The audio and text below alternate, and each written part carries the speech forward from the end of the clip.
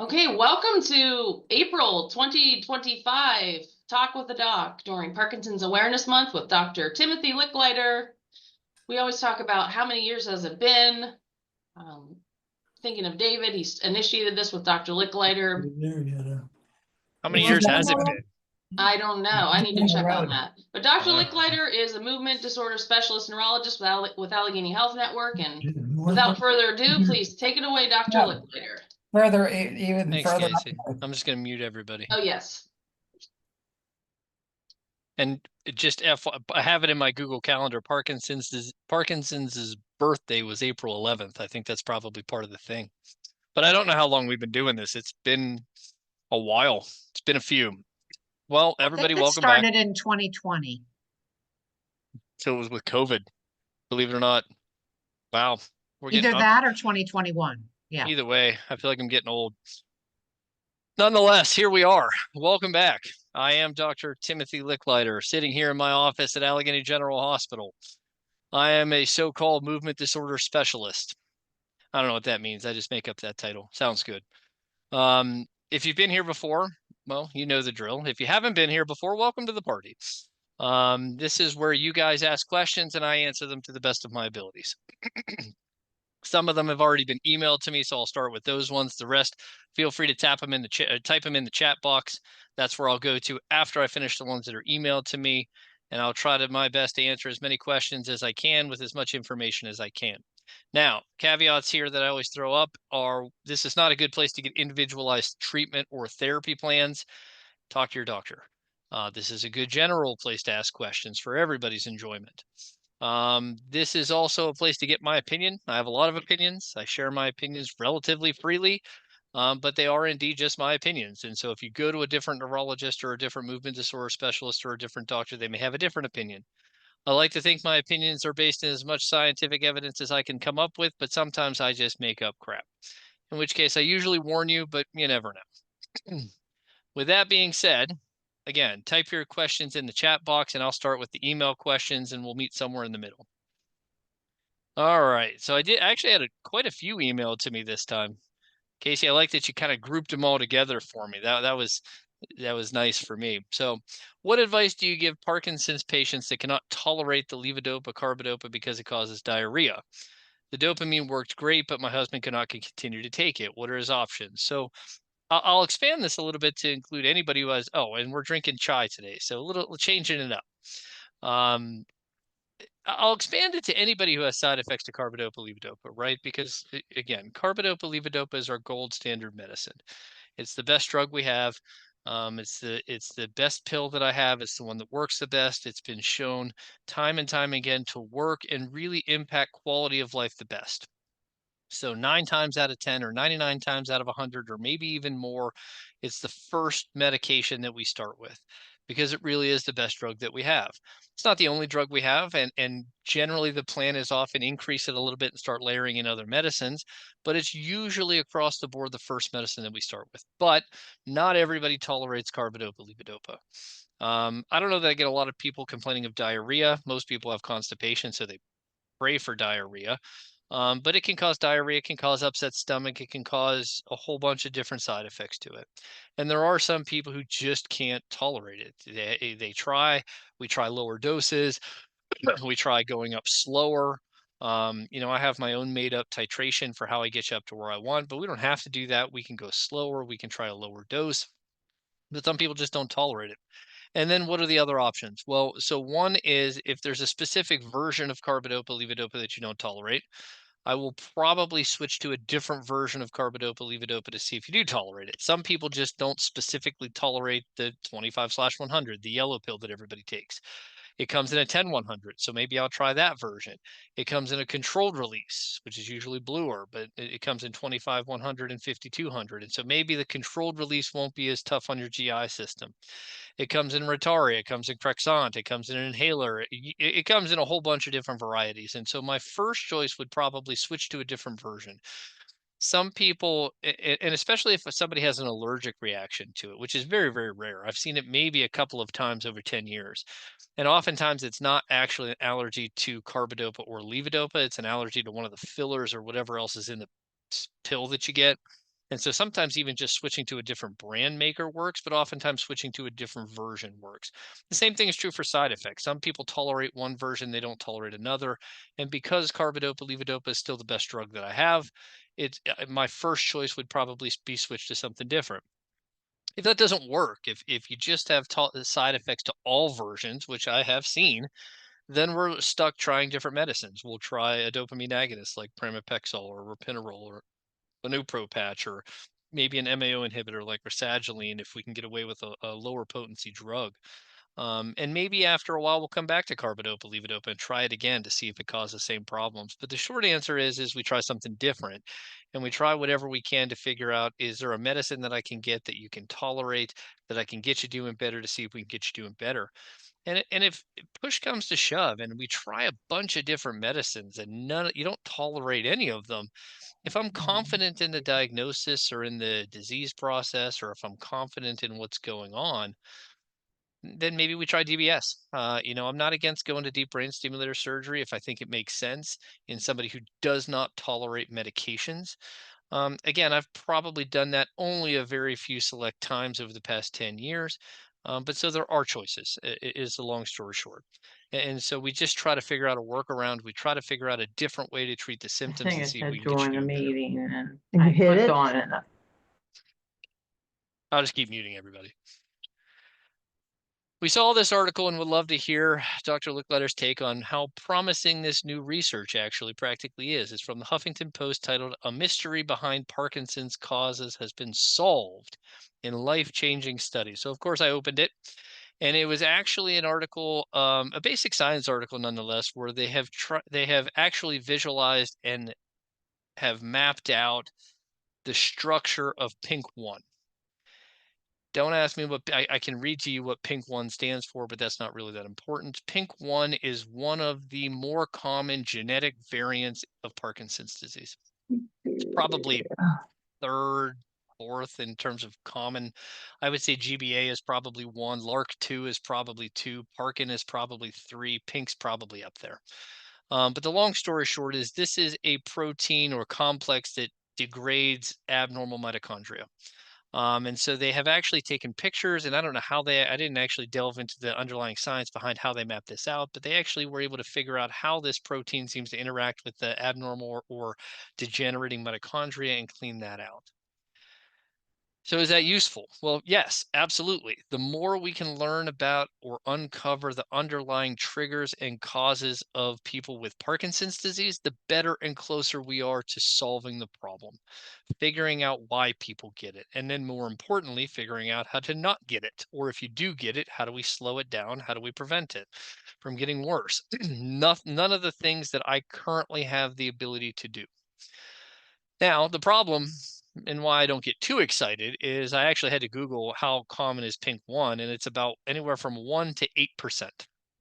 So we're not talking about a high percentage of people in the general Parkinson's disease population. But hey, I'll take any step in the right direction we can get. And so anything that we can get that gives us more information about the underlying mechanism of why people get it, how it's progressing, and what's causing it is a step in the right direction. So while I don't think that's the earth-shattering news that maybe they make it sound, I do think it's a step in the right direction. And the more of these things that we can figure out, the more steps in the right direction we have. So again, not overly excited, but hopefully more to come in the near future. I have Parkinson's disease and my feet get numb with pain. Why does this happen? Well, great question. Could be a lot of reasons. Probably the most common reason people come to me with pain in their feet, even in Parkinson's disease, is neuropathy. Not because Parkinson's disease comes with neuropathy, although there is some evidence that the intestinal infusion levodopa can trigger neuropathy, but for some reason that's not a side effect of the pill version. I don't understand it, but it's written in the papers. But neuropathy is just extremely common. Everybody thinks about neuropathy as associated with diabetes, which it is. But diabetes is only one of about 100 different things that can give you neuropathy. Neuropathy is really just the description of the damage to the nerves that go down to your hands and feet. So as the nerves come out of your spine, they taper, and anything that, by the time they get down to your fingers and toes, they're pretty tiny. Anything that disrupts those nerves or the blood flow to those nerves damages the endings, leads to numbness, tingling, neuropathic pain, burning pain, electrical pain, shooting pain. That's what we typically think about as neuropathy. And a lot of my patients with Parkinson's disease have neuropathy. Again, both are fairly common, so it's not uncommon to see overlap there. I don't think one necessarily causes another, although there's probably a relationship. But at the end of the day, that's generally probably the most common thing people complain about with terms of feet pain. It's not the only thing. You could have arthritis in your ankles or in your feet themselves. A lot of my patients don't walk correctly, so you do a lot of stress and damage to the foot bones and joints in and of themselves. Not only the ankles, knees, hips, backs, and up, but you can also damage the foot. If you do have dystonic posturing or curling of your toes, that also can be painful. You could definitely have knee, hip, and back problems, which can also lead to some sort of foot pain as well. And so the short answer is there's a lot of reasons why you could have foot pain. Numbness is usually more than neuropathy. Pain could be a whole lot of different things. And so we would need to explore that a little bit. And then we'd have to figure out a tailored treatment to whatever we think the underlying problem is. We don't do a good job of fixing neuropathy, but I can come up with a treatment strategy for just about everything. What do I know about vascular Parkinsonism, and is it related to cholesterol or elevated LDL? I know a little bit about vascular Parkinsonism, and yes, it could be. So, vascular Parkinsonism is one of the atypical versions of Parkinsonism. So, again, when you think about Parkinsonism, and this is the question that I typically get, which is what is Parkinsonism versus Parkinson's disease? Parkinsonism is the collection of symptoms. So if you have resting tremor and cogwheel rigidity and slowness of movement or bradykinesia and postural instability, you have Parkinsonism. Parkinson's disease happens to be the most common cause of Parkinsonism. About 40% of Parkinsonism is thought to be typical Parkinson's disease. Parkinson's disease is having those symptoms with no underlying cause, typical onset, typical progression, typical everything, because we know that typical Parkinson's disease comes from degeneration of the cells in the brainstem and basal ganglia, and you lose your dopamine producing cells, and that's what leads to it.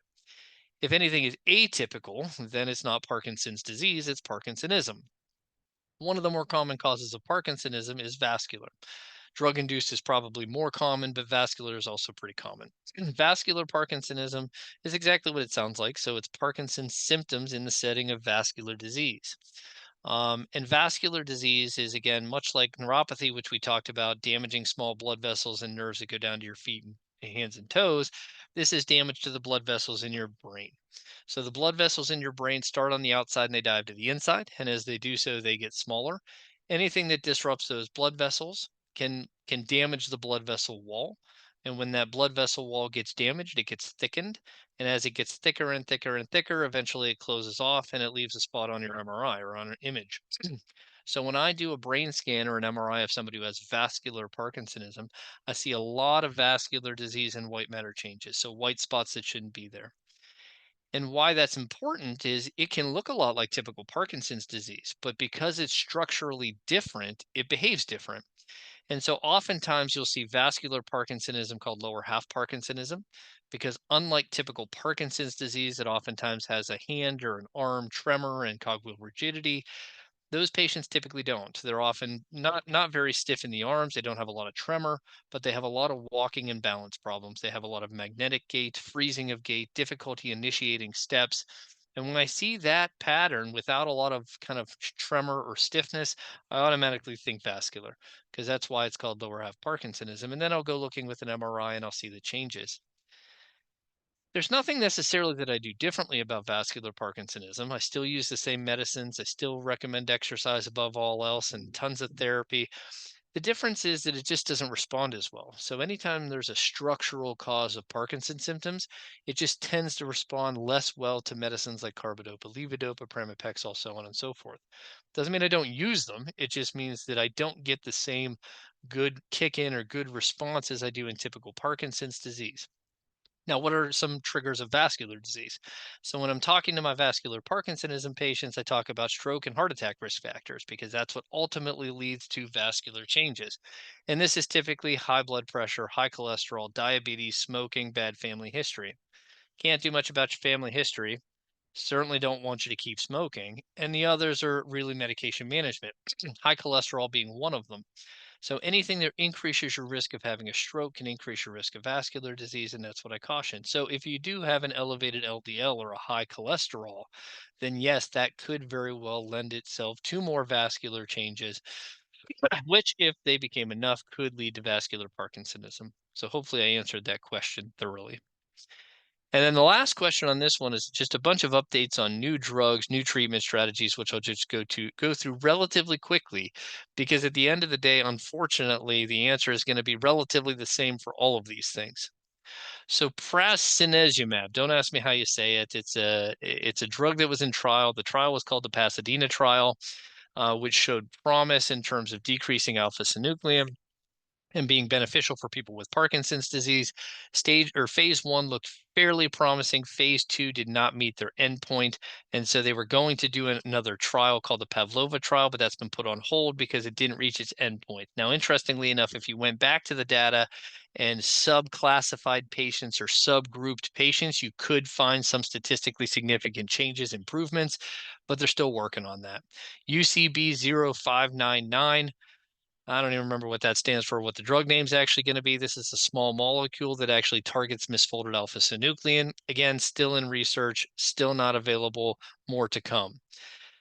The other treatment strategies that were listed were calcium channel blockers, currently being looked at. There is some evidence that kind of, if you look at population studies, people who are on calcium channel blockers, which are typically blood pressure medicines, are less likely to develop Parkinson's disease, and their Parkinson's disease stays more mild. That definitely needs to be proven in more studies. Modulating the immune system with sargramostim. I'm pretty sure I'm not saying any of these things correctly. That was actually more of a chemotherapy agent. They're still looking at that. Delivery of gene therapy, where they can directly infuse different genes, different enzymes directly into the brain. Again, looking promising, but still more to come. And then the last one is infusion port therapy, which we almost are to the point where I have them readily available, and so more to come. There are 2 infusions that were approved. I'm going to put approved in quotation marks because I'm not even sure if they're what to call it. One is ANAPGO. ANAPGO is an apomorphine subcutaneous infusion. Now, Apokyn has been around for infinity years. Before I was around, this was an injection that was a rescue medicine of apomorphine. Turns out apomorphone or apomorphine is not a pain medicine, which is what they were trying to create it for, but is actually a dopamine agonist, and it works fairly quickly when it's injected into under the skin. And so we've had Apokyn for a while. It's a rescue medicine. I can't say I was ever a huge fan of it or used it a lot. My partner used it a little bit more. I think it had side effects that I wasn't really eager to get behind, but I have used it sometimes, and it is sometimes effective. Europe has had this in a subcutaneous pump and infusion for a lot of years. I'm not really sure why it took so long to get here, but it has. It was recently FDA approved, and what I was told was that March 31st was the day I was supposed to start being able to get it, but here we are, April 3rd, and I haven't heard, so more to come. It's a subcutaneous infusion for, I think, 16 or 18 hours. And again, much like Vyalev, which is the other pump I'm going to mention, the idea is smoothing out these ups and downs. Vyalev is a version of levodopa in a subcutaneous infusion. This also has been available in Europe for quite some time and is now, this is the one that I'm going to say approved in this country. However, it has not been adopted or picked up by Medicare. So currently my only patients that can get Vyalev are patients under the age of 63 or 62 on commercial insurance, which, not surprisingly, is not a huge percentage of my patients. And so I have only used this a couple of times so far with mixed results, but promising results. But the idea is good. The idea is good because we've learned a long time ago that it turns out a lot of the side effects of the medicines or the problems with the medicines are me-induced. So it turns out that your brain doesn't naturally put out a burst of dopamine every 4 to 6 hours. That is a very unnatural way of replacing chemicals in your brain. Yet that's what we're doing, right? I give you a pill every 4 hours, every 6 hours, 3 times a day, 4 times a day, 5 times a day. You get this burst of dopamine, and then it wears off over the next few hours. It turns out that pulsatile nature of delivery of the medications is exactly, we think, what leads to dyskinesias and on-off fluctuations and some of the main complications of the medicines. And so theoretically, if we are able to smooth out those ups and downs, avoid this kind of thing, we should in turn be able to avoid some of those complications and side effects of the drugs. More to come once I get my hands on it a little bit more, once I use it a little bit more.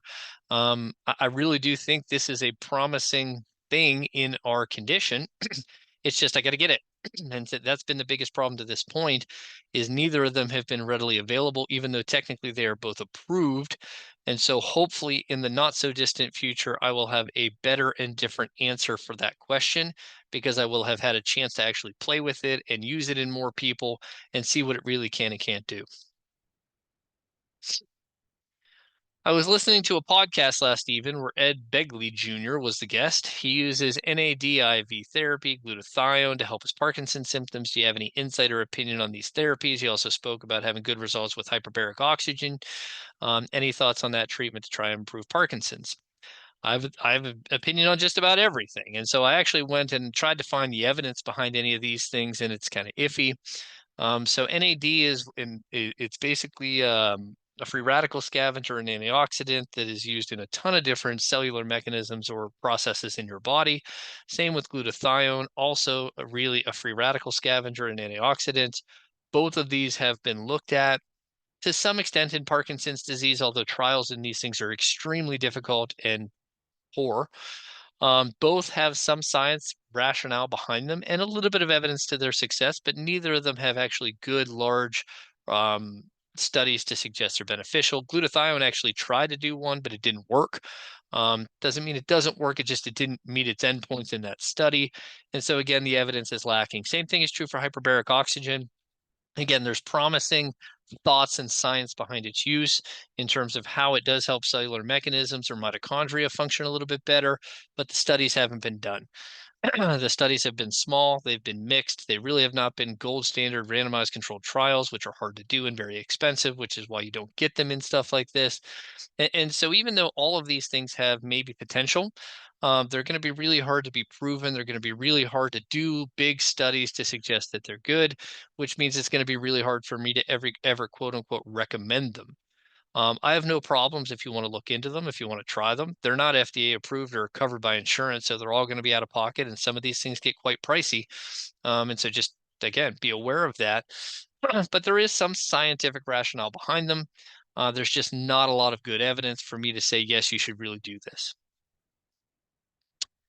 I've been reading about the possible connection between low B12 levels and symptoms of Parkinson's disease. Do you prescribe B12 injections, oral B12 for your patients, or periodically check these levels?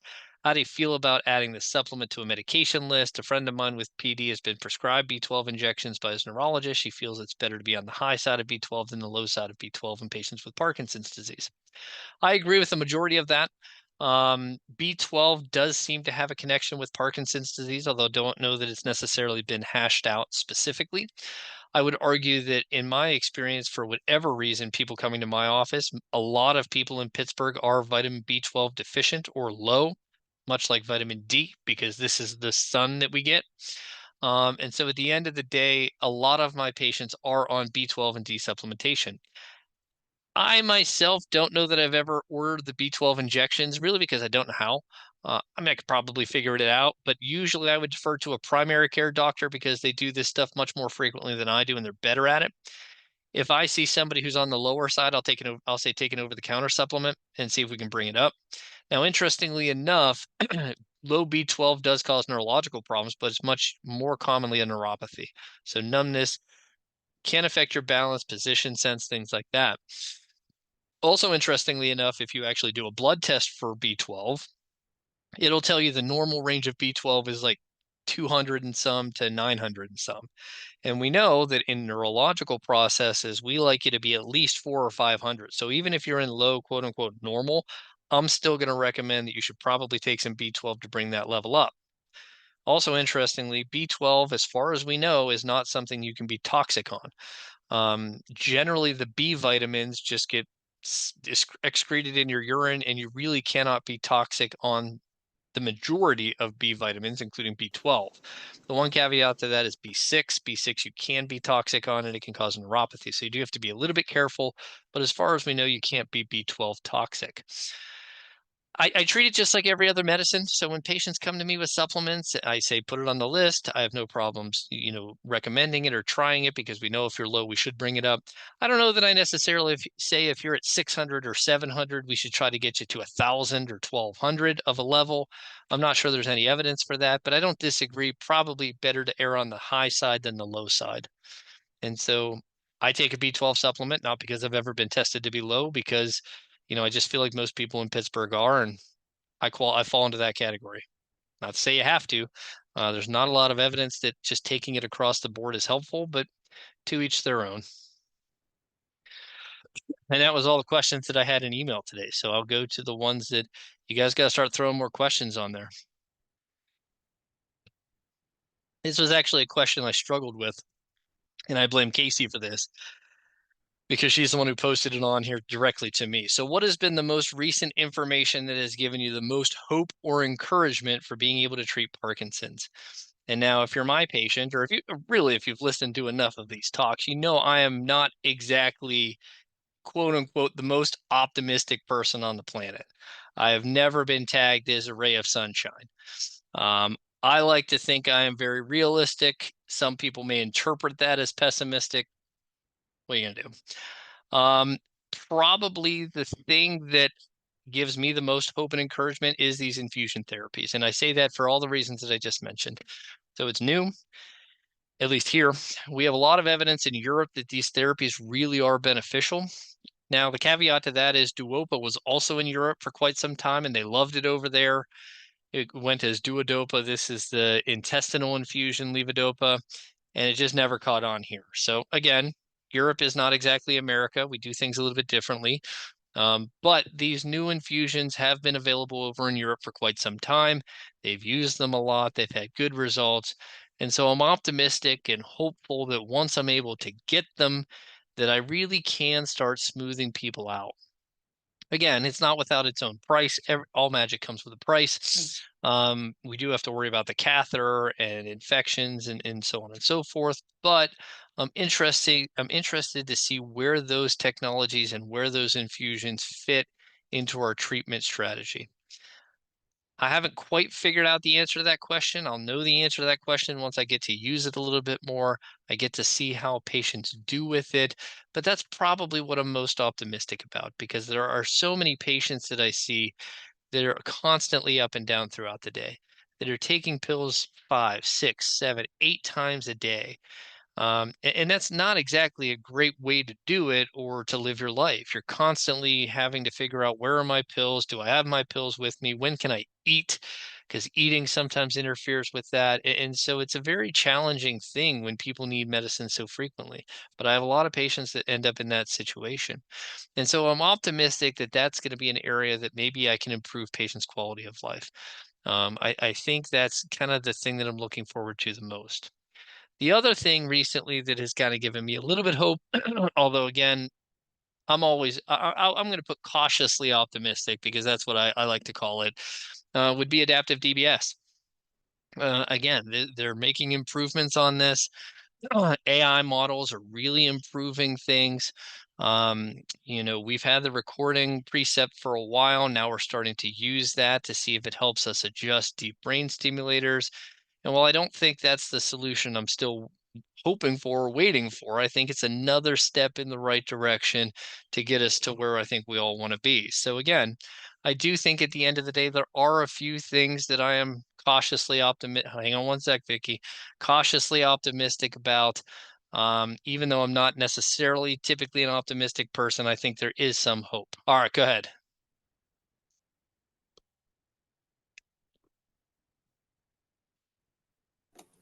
There you go. I'm having computer problems, so I can put this in the chat, but it's Sure. a long URL. But there's been a new article released that is a different mechanism of action for DBS, where it's not delivering continuous stimulation. It's doing a quick reset. So you're on it, but you're not on it for life.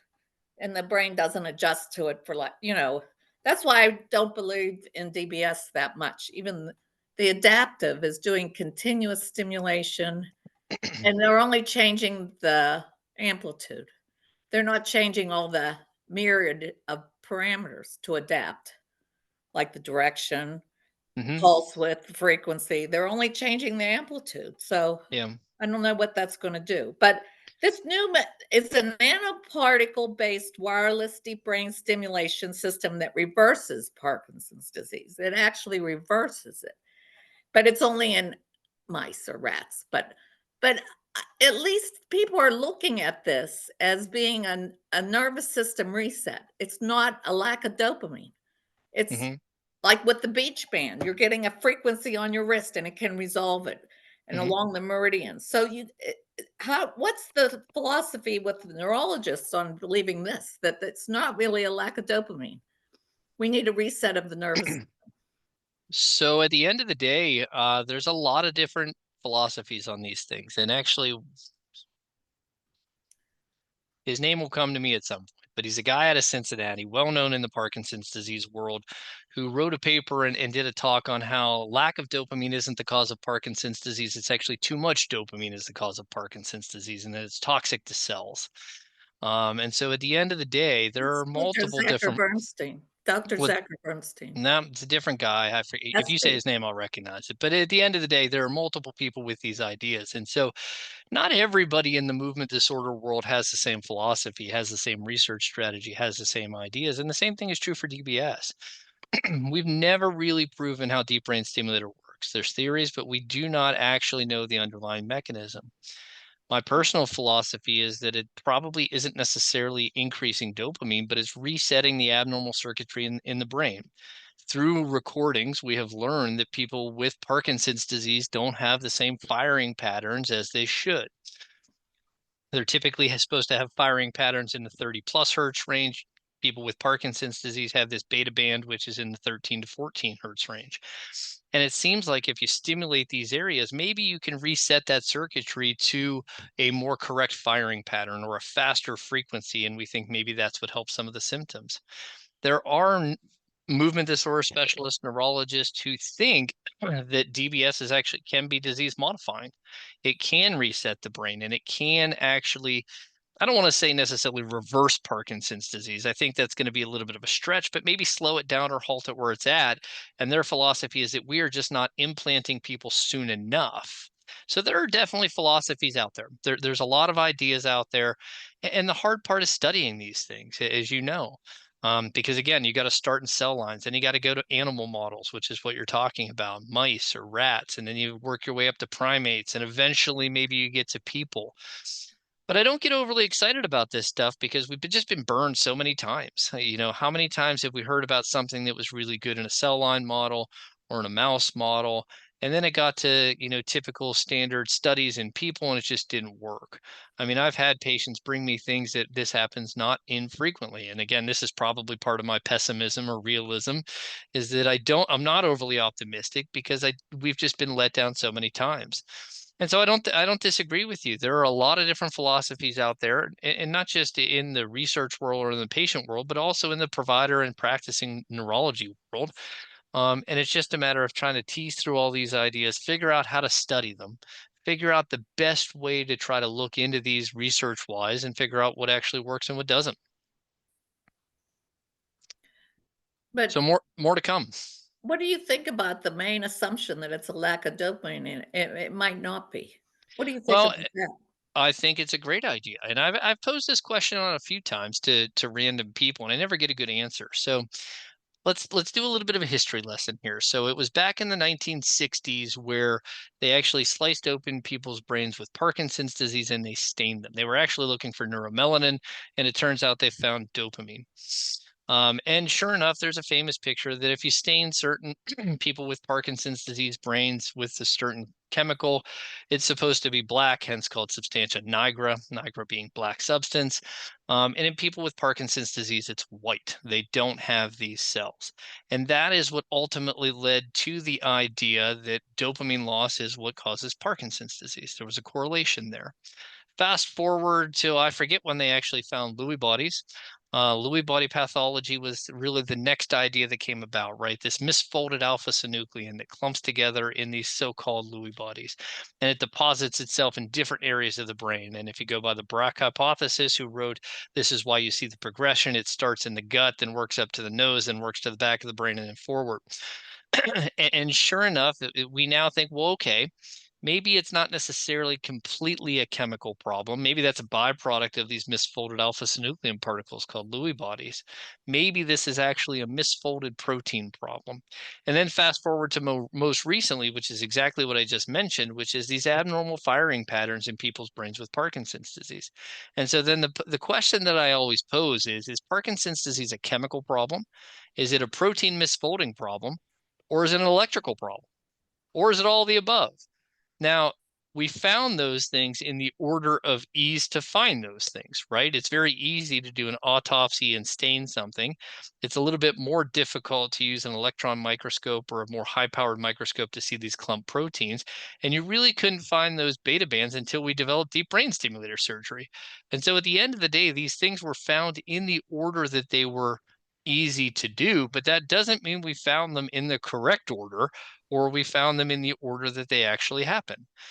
And so I don't know the answer to your question, but at the end of the day, these are ideas that are talked about a lot in the movement disorder world and the neurology world, and it does beg the question: what is the actual underlying problem in patients with Parkinson's disease?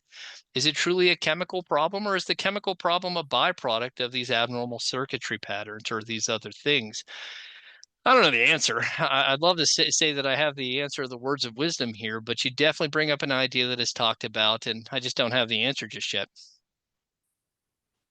Again, more to come. I don't know if that was the encouragement or if that was the pessimistic part of me. Maybe a little bit of both. Anyway, nonetheless. Christina, that's a good question. I like it. Weird question. Not really a weird question at all.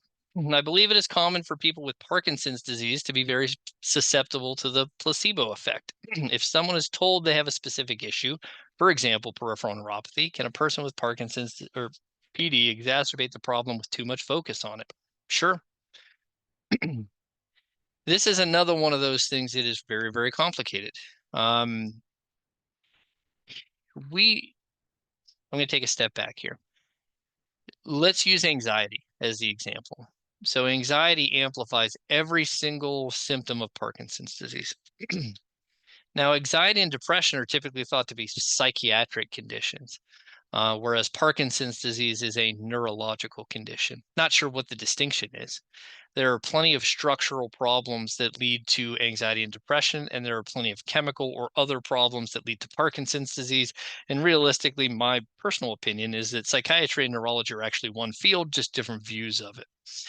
At the end of the day, yes, if you focus on a problem too much, you can make it worse. And I don't know if that's the placebo or the nocebo effect. I think that's just human nature. The placebo effect is huge in people in studies with Parkinson's disease, upwards of 20 to 30% in some studies. And that means that whatever they're studying, whatever disease process they're studying, or whatever symptom they're studying, or whatever drug they're studying, that means 20 to 30% of the people who got the sugar pill or the non-active drug actually got better. Now, again, is that psychiatric? No, I don't think so. I think it's all chemical related. It's transmitter related. It's connection related. We just haven't figured it out yet. And, us doctors don't like things we don't quite understand. And so that's where we label things as psychiatric when we don't understand it, and neurological when we have a better understanding of it. But I honestly think it's all one thing. And I think that we just have not quite cracked the code or figure out why there seems to be such a high placebo effect. Now, I sort of use that to my advantage too. Not only does it work that, if somebody is focusing on their problem or anxious about their problem, it tends to get worse. You can also give people a little bit of power over their problem. Or if I give them a medicine and they get better, but then maybe we decrease the medicine and it stays better, or we take away the medicine. Again, I don't care why people get better. I'm not looking for credit to say, oh, I did that for you. That was my drug. It was my medicine that made you better. I'm not looking for that. I'm just looking to see if I can get you doing better. And so if somebody comes to me and they're like, well, is this the placebo effect? I say, I don't know, nor do I care. I don't ask questions when good things happen. That's usually what I say. And so we know the placebo effect seems to be high, and it seems to be higher in these studies of patients with Parkinson's disease for some reason. You don't see that same high placebo effect in other neurological condition type problems. But again, I don't know what's different about this population versus other, but I also don't really care. As long as it works, and for whatever reason, even if I can't understand why it works or why something is better, I'll take it to my advantage. And if somebody does notice that, hey, if I'm super focused on this problem, or I'm really anxious about this problem, or I'm nervous, or I'm agitated and it causes this problem, well, then it gives us another target to work on. Maybe it brings to light that they have an underlying anxiety problem, and then I can come up with a strategy for that, or I can get you to the right team to work on that. And so I don't look at these things as a negative, even though I can't quite wrap my head around understand them because I don't understand the mechanism behind them, but we can use them to our advantage to try to help people do better, which is really the main goal in my office. I've given up, I don't want to say I've given up hope, but I've given up the idea that I fix things because I don't, at least not yet, not until somebody gives me a better medicine.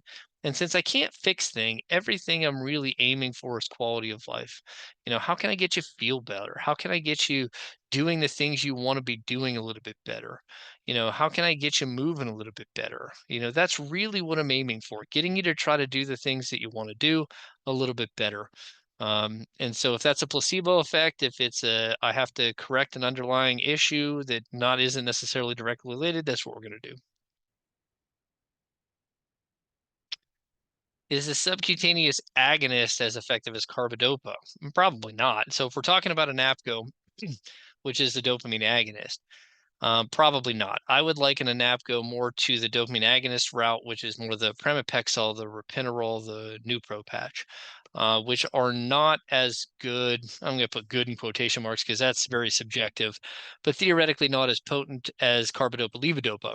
Now, with that being said, pramipexole is probably the second most potent drug that I have to carbidopa levodopa, so it's still pretty good. I'm not sure where apomorphine fits on the potency spectrum. I'd have to look that up or get the rep to tell me that kind of stuff.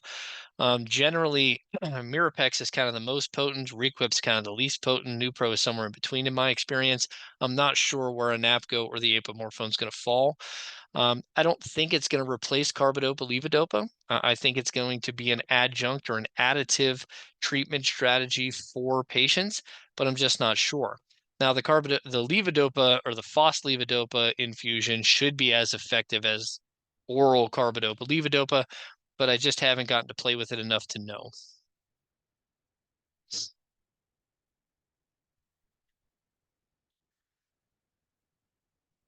My husband's main symptom is tremor, but I have heard that medicine really doesn't help much with this, but DBS does. Why do medicines need to be tried first? I don't know that I have a great answer for that. And I'm honestly not entirely sure that I would absolutely have to try medicines for DBS for tremor. Because you're right, deep brain stimulator surgery does tend to work better for tremors than medicines do. The medicines work, I would say, in my experience, a little bit better for stiffness, slowness of movement, some on tremors, but not as much. In fact, I've had patients where they say their tremor gets worse because I undampen it by loosening up their muscles, but not fixing the tremor. And I would argue that DBS is probably the best thing that we have for specifically for tremor. And interestingly enough, tremor is the one symptom that deep brain stimulator surgery seems to work for, even when medications don't. So normally when I'm selecting patients for DBS, I usually say with the deep brain stimulator, you get the same result that you get with the medicines. It's just more consistent. But I also follow it up with that if your symptoms don't get better with levodopa, they probably won't get better with DBS either, with the exception of tremor. Tremor is probably the one symptom that does. Now, also interestingly, tremor, I think, has a different pathway. So coming back to the conversation I just had about the beta bands and the frequencies, That frequency seems to apply to the stiffness and the slowness of movement, but not as much the tremor. We haven't figured out why that is. And so maybe tremor has a completely different pathway, and that's why it doesn't respond as much to the medicines, and maybe that's why it responds better to deep brain stimulator surgery. I think the short answer, and this is probably just my philosophy, is I would rather try a medicine as opposed to drill holes into your head. Not that I'm against drilling holes into people's heads, although they don't let me do stuff like that. I'm a terrible surgeon. But at the end of the day, I think this is just my own brain and my own thinking, that it would be much easier to try a pill first before I send you to a much more aggressive invasive therapy. I don't know that we necessarily have to. I don't know that that's necessarily written in stone, but that's probably why I would try a medicine first. What is the best exercise and intervention to improve balance after DBS? Probably the same thing that's best to improve balance before DBS. And I don't know that one is necessarily better than another, with the exception of Tai Chi. So I believe Tai Chi is actually the only exercise that has direct studies to suggest that it actually helps with balance. Now, I personally think all exercise is good exercise, and particularly exercises that make you get up, move, walk, run, dance, box, all of these, anything that's up moving tends to work on balance. And exercise really is the best way to work on balance. Now, I'm sure you're asking after DBS because DBS tends to make balance a little bit worse, or can. And so that's probably what you're noticing, and really getting to physical therapy, maybe doing some balance training. But I definitely think Tai Chi is good, boxing is good, dancing is good. Really anything that, makes you get up and move is probably good. And it turns out medicines aren't all that good at balance either. And so all the more reason why exercise really is the best medicine for this. I don't know that I saw the article on adaptive DBS in the Washington Post today, but I know there's a lot of buzz out there and talk about it because, again, it's new. They're looking at it. They're working with it. And again, I have been asking the DBS people for years the same thing. I want an all intracranial device. I want a device that not only records and measures, but also responds, therefore is self-adaptive. That way you don't have a battery pack. You don't have to worry about any incisions in your chest. Everything is all up here, and you don't need somebody to adjust it because it adjusts itself. That doesn't exist yet. But these are all the recording device, the adaptive device. These are all steps in the right direction to get to what I want, which is basically AI or self-programming all intracranial device.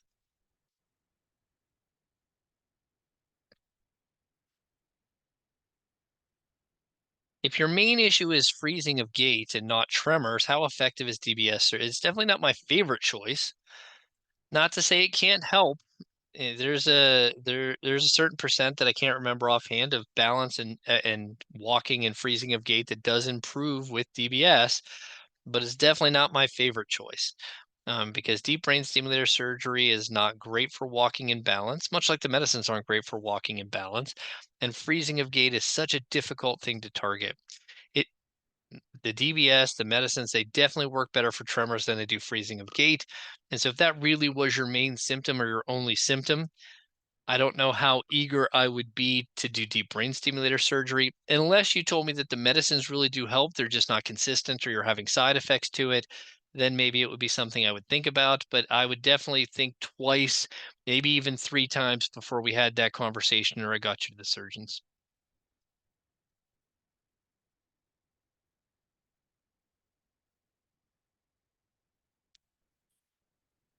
That is a really good question and an important question. So I talked about joint pain earlier, exacerbated by the added stress of Parkinson's disease.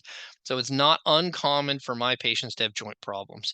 At the end of the day, your mechanics are wrong, right? Your walking isn't correct. Your posture isn't correct. Your mechanics are all wrong. And when your mechanics are wrong, your joints pay the price. So you were designed correctly the first time. And when you're not working the way you were designed, it really wears out ankles, knees, hips, backs, necks, and shoulders. And so a lot of my patients need joint replacements. They need new knees, they need back surgeries, they need new shoulders, they need new hips, so on and so forth. And I have seen plenty of patients where their surgeon has absolutely denied doing a knee replacement because they have Parkinson's disease as their reason for not wanting to do surgery. Now, I've also had plenty of patients with Parkinson's disease get knee replacement surgery and do very well. Now, the hard part here is a couple things. One, you have to get general anesthesia to get a joint replacement. They're not just going to give you a shot of whiskey and a stick to bite on. They're going to knock you out. And we know general anesthesia is not good for the brain. It can exacerbate Parkinson's disease as well as Alzheimer's disease and other things. But putting your brain to sleep artificially and waking it up is not exactly what it was designed to do. Two, Parkinson's disease puts you at again, your mechanics aren't right. And so I see this probably the most when people have reconstructive foot surgeries, which I usually caution against, because the foot surgeon does a beautiful job. He gets the foot back into the normal position and all the bones are right. And what happens? They destroy the surgery, right? Because again, we didn't correct the problem. We didn't correct your mechanics. You're still walking incorrectly, which is still putting stress and strain on those joints. And nothing pisses a surgeon off more than damaging something that they fixed, trust me. And so they really don't do well and they don't like it. Same thing is a little bit true with knees and hips and backs, but not as much. But your mechanics aren't correct. Now, the caveat here that I throw out is when a surgeon tells you that I don't want to do your knee replacement surgery because you have Parkinson's disease, what he's actually saying is, I don't want to do your knee replacement surgery because I don't think you'll do the rehab. I do not think you will tolerate the rehab, be able to participate in the rehab, or do what is needed to do to have good success following a knee replacement surgery. That's how you should interpret it. Because I've had plenty of patients with Parkinson's disease have knee replacement surgeries and hip replacements and shoulder replacements and back and neck surgeries, and they do fine. It really comes down to how well and how eager or how aggressive you will be able to participate and do the rehab. Now, I've never had a knee replacement, but I have heard not good things about how fun that rehab is. A little less about the hips, but that's not as good. It's a problem as well. And so all of that is taken into consideration when we're thinking about who is the right person to do a replacement surgery for. And so all of those things are not only taken into consideration by your surgeon, but by me and you and everybody else. And so that's how I view when it comes to getting a new knee or getting a new hip in my patients with Parkinson's disease. It's not an absolute no. Again, I've had plenty of patients get these replacements done and do well. It really comes down to what are the risks that we're willing to take? What are the potential things that could go wrong or cause problems, and how well are you going to do what they need you to do after it's done? What are my thoughts on using a TheraCycle instead of a road bike or an e-bike? Mixed. I haven't had too many people actually get TheraCycles. They're actually really ridiculously expensive for some reason. So a TheraCycle is a stationary bike that kind of assists your pedaling, called forced exercise, where's my physical therapist when I need him? Some sort of forced exercise that allows you to pedal and helps you pedal, something like that. It's been shown to help people with Parkinson's disease versus a road bike. That's a question mark there too, because I really don't want my patients riding on the actual road. I see those bikers ride on roads near my house who I don't think have Parkinson's disease, and I'm surprised they just don't get run over left and right. So I really don't recommend riding on the road. That just makes me nervous when I see them. But let's say you're riding on a trail or you're riding on something else versus an e-bike, which is an electric bike that kind of gives you a little bit of a boost as you're going up hills or things like that. I don't know that one's better than another. And at the end of the day, if that's what it takes to get you exercising, I'm all for it. Exercise is definitively the best medicine for you. You will always hear me say that. I'm going to consistently say that pretty much until the end of time. And so if that's what it takes, if an e-bike is what gets you out there, if you don't like going out there, you want to do a TheraCycle, if you want to take a real bike off-road and do I don't really care what kind of exercise you do or how you do it or what kind of assist you have. The more you do, the better you'll be. And as much as you can do is ultimately the key to success. And so again, as much pick your poison, whatever you enjoy doing, that's what I want you to do, because ultimately I'm going to want you to do a lot of it and I'm going to want you to do it forever. And so the more you enjoy it, the more you'll do it, the less I'll have to yell at you. Everybody wins. Take your pick. Again, I don't know that they've ever been compared head to head in terms of one better than another. And so use whatever you want to do to get out there and do it. And then there's the study on the adaptive deep brain stimulator surgery. But realistically, Casey, I think I hit the end of the questions with 2 minutes to spare. I feel like I shortchanged everybody, but I'll take a win when I can get it. Wow, that's amazing. I'll give you 2 extra minutes next time. Okay, So I'll pass it back to you, Casey, if you want to thank wrap us you. up. Well, I'll reinforce the Pittsburgh Sports Straight Talk on April 22nd and the Living Well Conference on May 3rd. Go up to the chat. You have both of the links there. It's also right on the main page of our website. And then speaking of balance and Tai Chi being beneficial, we have a new virtual class with Tai Chi and Qigong. I always say Qigong, but I honestly don't Qigong, know that's how what it I is. don't know That's how what it you is. actually I pronounce it. believe that's it. And that's on Tuesdays. It's starting this Tuesday at 1. So that's something you could try on a virtual studio. Get out there, get active. Key to success. For sure. And we'll see you all on May 1st. Have a good one, guys. Thanks. Thank you. Thank you, Dr. Leichliter. Thank you, everyone, for attending. Bye.